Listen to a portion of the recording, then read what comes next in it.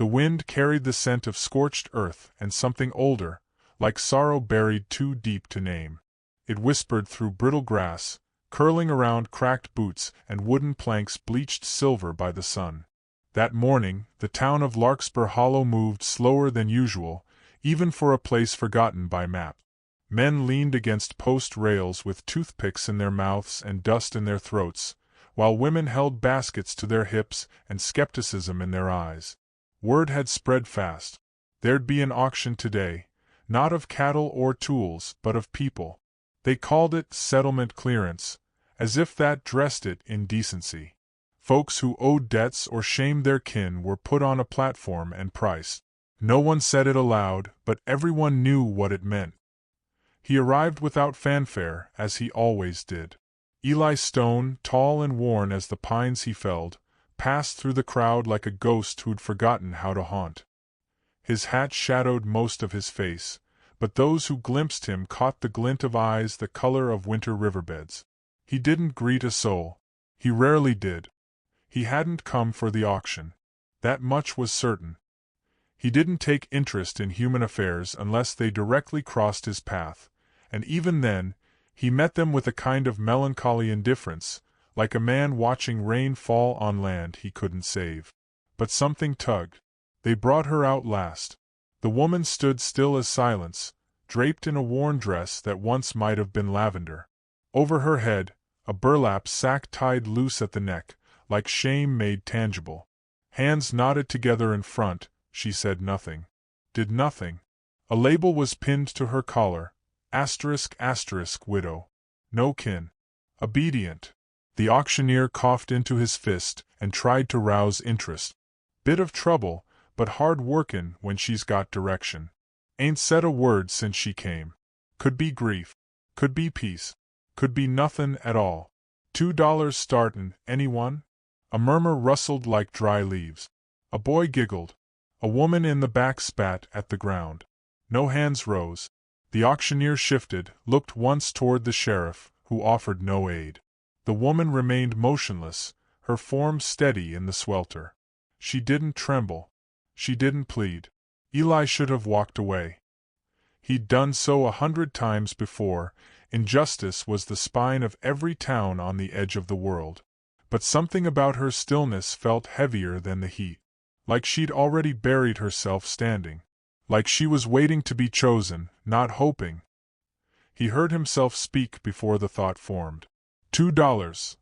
The words slipped into the air without force, soft and low, but they stopped the rustle of laughter like wind meeting stone. The auctioneer blinked. Sold. She didn't move until he stood before her, not with hunger or pity, but a kind of quiet duty. He didn't touch her, just nodded toward the horizon. She followed. They walked side by side through the town's edge, past horses tethered to sign posts and windows that blinked shut like shamed eyelids. No one said a thing. No one ever did when mercy looked so much like madness. The trail to his land wasn't long, but it was silent. Sagebrush bent low as if to listen. Her steps were light but steady. She never tripped, never paused. The sack never shifted. By midday, they reached the tree line where pine gave shade and memory. His cabin stood like a breath held too long, half-finished repairs, smoke curling from a chimney that hadn't seen warmth in days. He opened the door and stepped aside. She entered. Still no words. Inside, the space was simple. A table, a chair, a cot, and a stove. She moved to the corner without instruction, placed her hands in her lap, and sat. Eli watched her for a moment longer than he meant to. Then he reached for wood and began to stack it in the hearth. He didn't ask her name. She didn't offer it. When the fire caught, its glow reached for her feet and stopped. The cabin held its breath. Later, he laid a spare quilt on the cot and took the floor near the stove. She didn't move. He didn't insist. That night, the wind howled through the trees like something feral and mourning. But inside, there was only warmth and the creak of wood expanding under firelight. She hadn't removed the sack. He hadn't asked her to. And yet, something in the stillness between them felt less like fear and more like understanding. like two wild things sitting close, not because they trusted each other, but because the world outside had given them no one else. In the morning, she boiled water before he rose. She found the beans without asking. She stirred them without sound. He watched her from his place near the fire. Saw the way her hands moved, not hurried, not resigned, but purposeful, as if she remembered how to tend to things once, long ago, and was trying to remember now. He slid the tin cup toward her. She filled it. He nodded once. Outside, a hawk circled. The river murmured. Inside, the air was heavy with something unnamed but not unwelcome. He didn't ask what she'd done to be sold. She didn't ask why he bought her. Instead, they shared silence like bread. And when dusk came and the fire crackled again, he looked toward her, sack still in place, shoulders curved but not bowed, and for the first time, he wondered not what she was hiding, but what she was protecting. That night, before sleep claimed them both, he whispered into the dark without meaning to. "You don't owe me anything." She didn't reply, but her breath steadied. And for Eli Stone, that was enough to keep the fire burning. For now, there were men who lived for the clang of coin and the hush of poker cards, and then there was Eli Stone, who lived instead by the rhythm of axe and ash, breath and bark.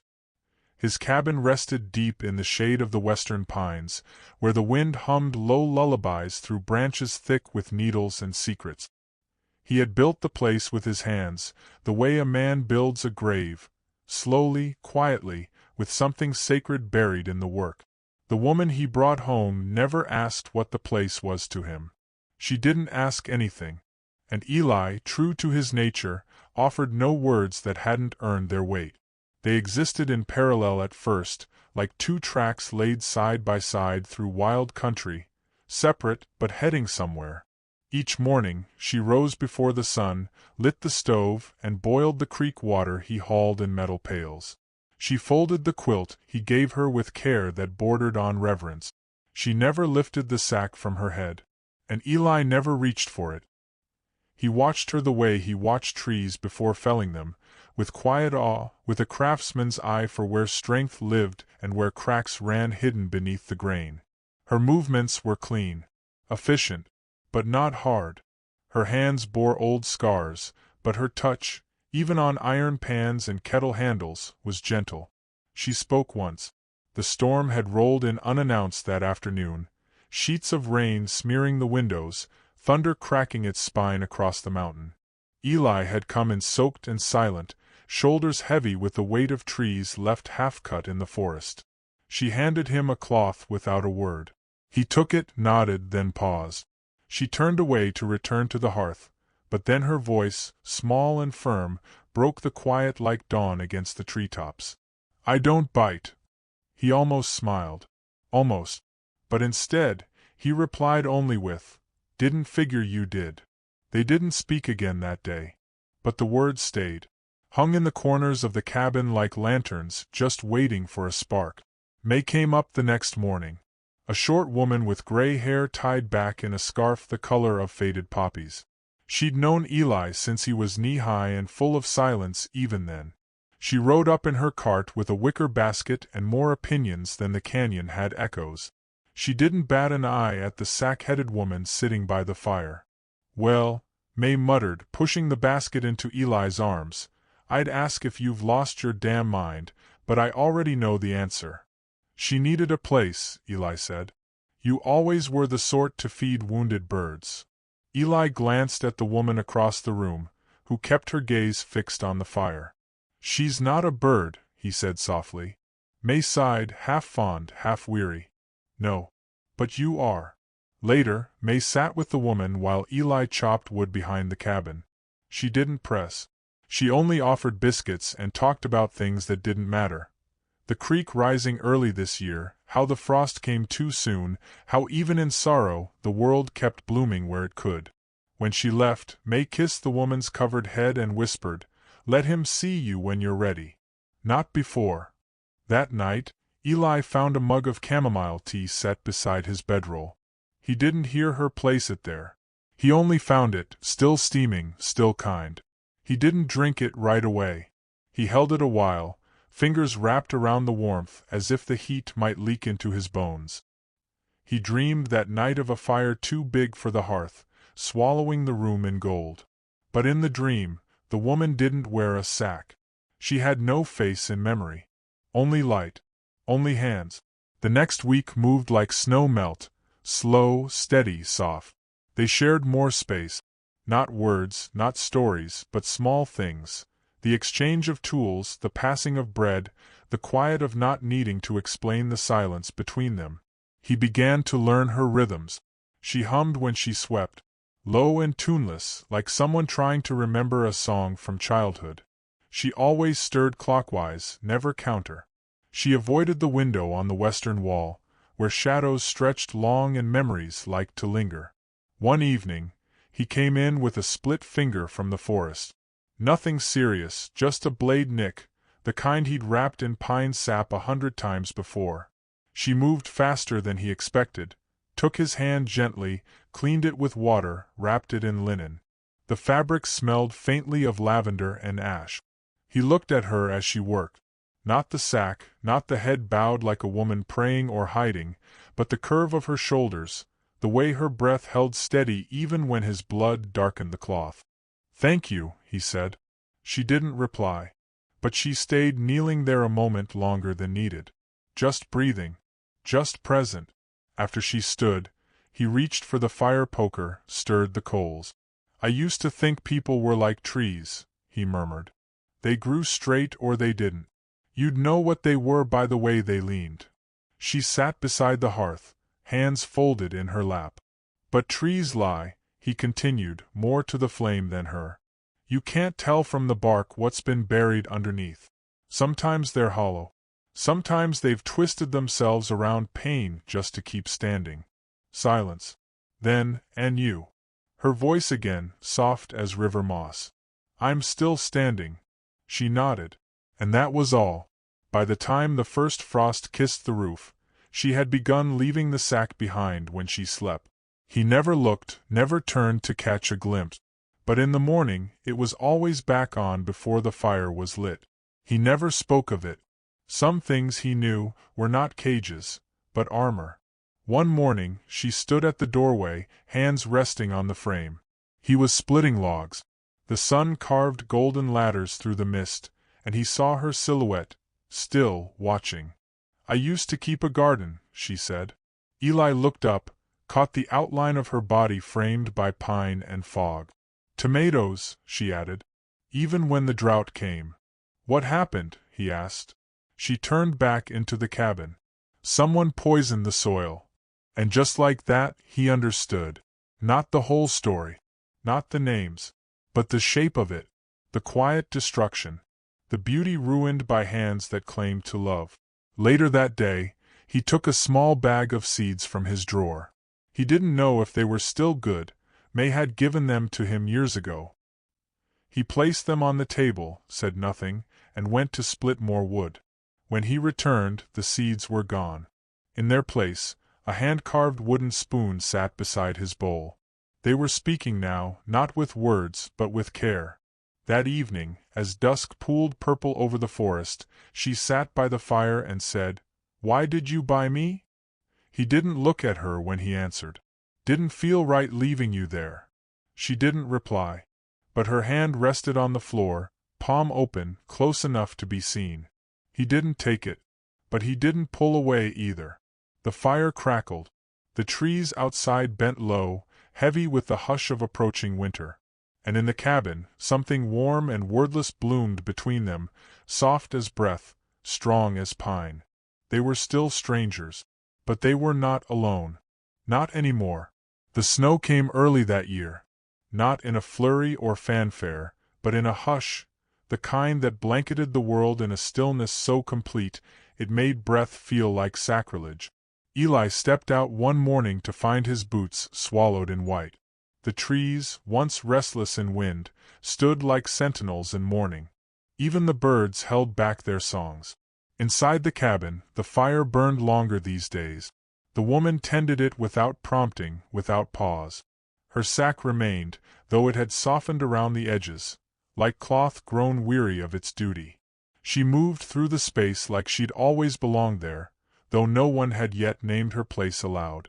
Eli had begun to talk more, not stories, not the kind men share in saloons, but slow, thoughtful pieces of memory. He told her once about a sister he lost to fever, and another time, about a time he built a bridge for a boy who drowned before he could ever walk across it. She listened with her hands, stirred the pot, wiped the counters, and never interrupted. He noticed she'd begun humming again. Not the same broken rhythm from before, but a tune that had shape now. Gentle, steady. It clung to the rafters like warmth. Then came the letter, delivered by a boy on horseback with cheeks red from windburn. A folded scrap, sealed in nothing, addressed in shaky ink, to the man who paid for her. That's all. Eli read it outside, hands buried deep in his coat. The words were clipped, cruel in their carelessness. She was wanted, not by the law, but by someone who believed they still owned her. A man, back east, who claimed her name with the force of coin and vow. It didn't say husband. It said property. The ink bled where rain had caught it, as though even the weather recoiled. He burned the letter that night, but the ashes lingered. They always do. He didn't tell her right away. How do you tell someone they might be taken? How do you name something when silence has been their shield? Instead, he carved. Eli took to the shed each evening after supper. He'd return with sawdust in his hair, fingers red from cold. He didn't tell her what he worked on, and she didn't ask. But one night she stepped into the doorway, quiet as snowfall, and held out a cup of tea. She didn't leave it this time. She waited while he drank. He nodded toward the workbench. "It's for you," he said simply. She tilted her head. "New garden bed. Soil here's tough. Needs help. Thought you might want to try again." She stepped forward. For the first time, she reached out without gloves. Her fingers brushed the unfinished wood and lingered. She traced a groove he'd carved at the corner. A shape. A blossom. "Tomatoes?" she asked, her voice low. He nodded. "Or lavender. Whatever you trust to grow." She didn't speak again, but she set her hand flat against the wood, like someone greeting an old friend, and when she turned to go, her steps were lighter. The next morning, the sack was gone. It lay folded neatly on the edge of the bed. Not discarded. Not forgotten. Just done. Eli saw her without it, finally, and didn't stare. Her face bore no monstrous tale, no disfigurement. Just a woman's face, worn. Beautiful in a way that had nothing to do with softness. There was a scar high on her cheekbone, thin as a strand of silver. Her eyes held winter. Her mouth held silence. He nodded when she caught him looking. That was all. "I'm called Mara," she said.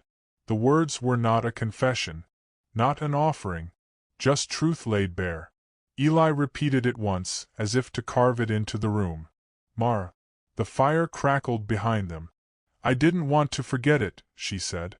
"So I kept it safe in the dark. Like seeds in frost." He didn't reply. But he knew.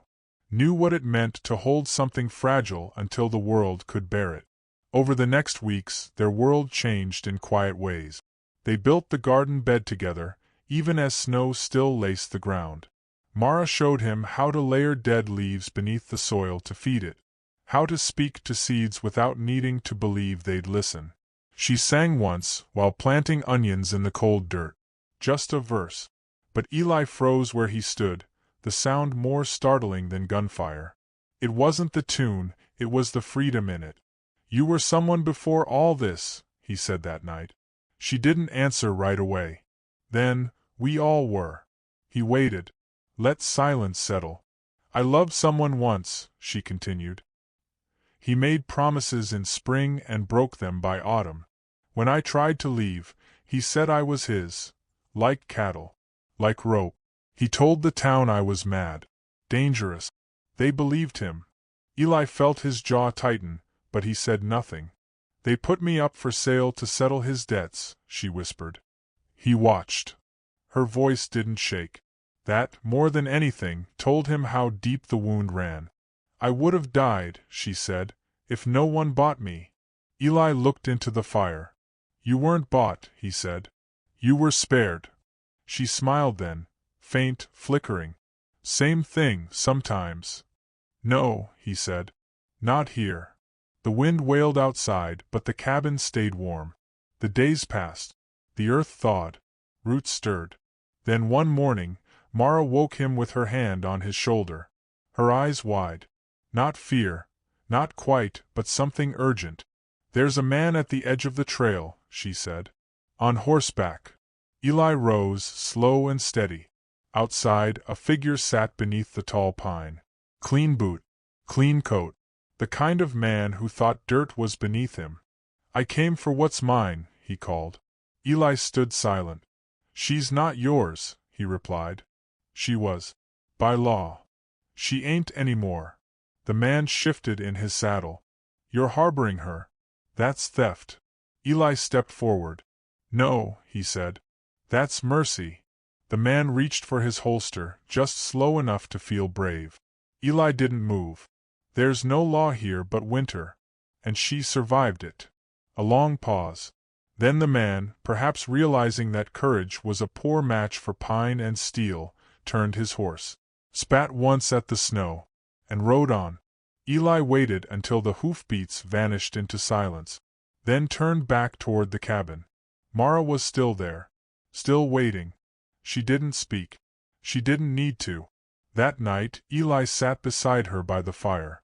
Not across the room, not in passing, beside her. Close. He took her hand. Not to claim it, to hold it, and for the first time, Mara leaned in, rested her head against his shoulder, and let the tears fall. Not many. Just enough to water the garden sleeping outside. Eli whispered, "You're safe now." And this time, she believed it. Outside, the pines sang their low, wind-woven hymn. Inside, two people who had once been broken sat together like kindling and flame. Not perfect, not whole, but ready. And the fire never died. It was the morning after frost broke for good when she finally told him. They stood in the half-tilled garden, soil rich with promise, sunlight beginning to fall like forgiveness through the tall trees. Mara held a bundle of wildflower seeds in her palm, and her voice came quiet, but not hesitant. "My name isn't Mara," she said. Eli didn't look up from where he crouched, pressing down a young onion shoot. He waited, the way he always did, patient as snow waiting to melt. She smiled a little. "That's the name I gave myself, when I had nothing else." Still, he said nothing. She knelt beside him, laid the seeds gently into the earth. "My mother named me Grace." Eli looked up then, met her eyes like they were the first green after a long white winter. "Grace," he repeated, like a prayer said soft and slow. I stopped saying it. Felt too heavy. Like it belonged to someone I left behind in another life. He brushed dirt from his hands, stood, offered her his calloused palm. She took it without flinching. "That name fits you," he said. Grace looked down at their hands, hers thinner, softer, but steady, and for the first time, she didn't feel like she had to explain her scars. Not the ones on her skin, nor the deeper ones that took longer to name. That night, the wind carried a warmth that hadn't visited in seasons. The fire inside the cabin was not for heat, but for comfort. They sat together, closer now, wordless and full of unspoken peace. Outside, the woods whispered and creaked, alive with the restlessness of spring.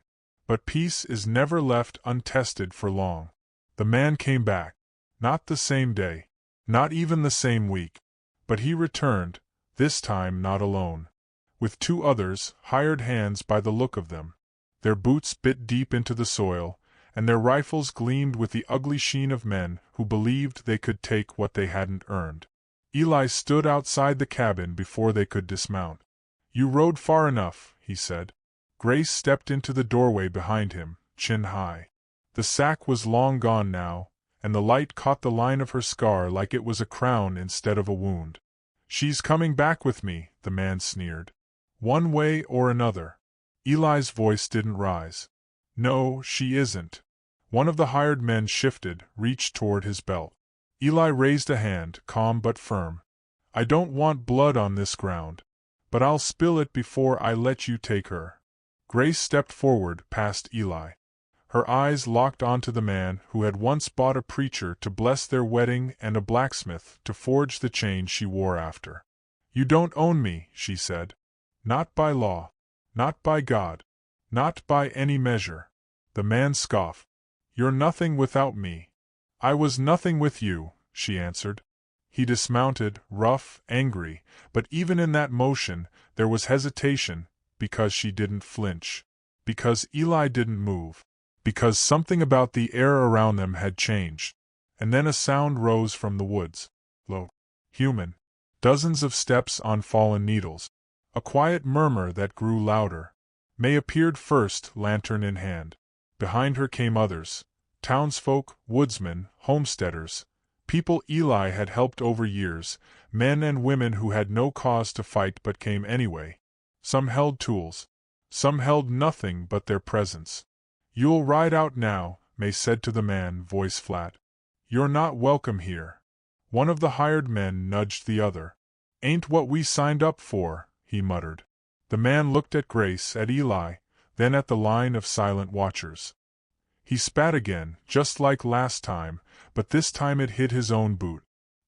He turned, climbed onto his horse, and left without another word. The others followed. Silence held for a beat. Then someone in the crowd called softly, You all right, Grace? She nodded. I am now. They didn't cheer. Didn't clap. Just nodded back. The kind of nod you give a survivor. The kind you give a woman who chose to live. By sundown, the woods had swallowed their footsteps, and the world returned to quiet. Eli found her at the edge of the garden later. She stood barefoot in the dirt, hair unbound, eyes closed. Just breathing. You planted something, he said. She nodded. And for the first time, I think it'll grow. He stepped beside her. Took her hand. I was never good with words, he said. Never had the right ones when they mattered. You say what counts, she replied. They stood that way, dusk bleeding into dark, until stars pressed against the sky like buttons on velvet. I think I love you, he said at last. Grace didn't cry, but her breath hitched in a way that felt like both ache and release. I know, she whispered, and I think I love you back. The fire burned low that night, but neither of them noticed. The cabin, the woods, the very earth seemed to hold them. Not with force, with gentleness. The way trees hold nests. The way spring holds what winter forgot. And in the months that followed, the garden bloomed. Tomatoes, lavender, onions and mint. Wildflowers tangled like laughter along the edges.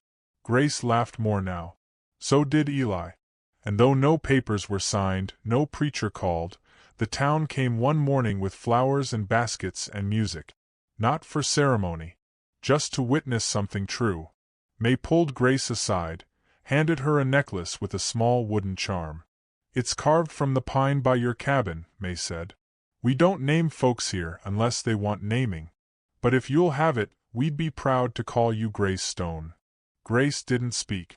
Just pressed the charm to her chest and nodded once, soft, full of wonder.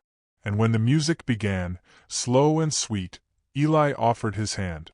Not as claim, not as contract, but as invitation. She took it. They danced in the clearing, soil soft beneath their feet, the world watching not as judges, but as kin. And in that moment, all the names she had worn, widow, nothing, possession, fell away like ashen wind. Her name was Grace. And she was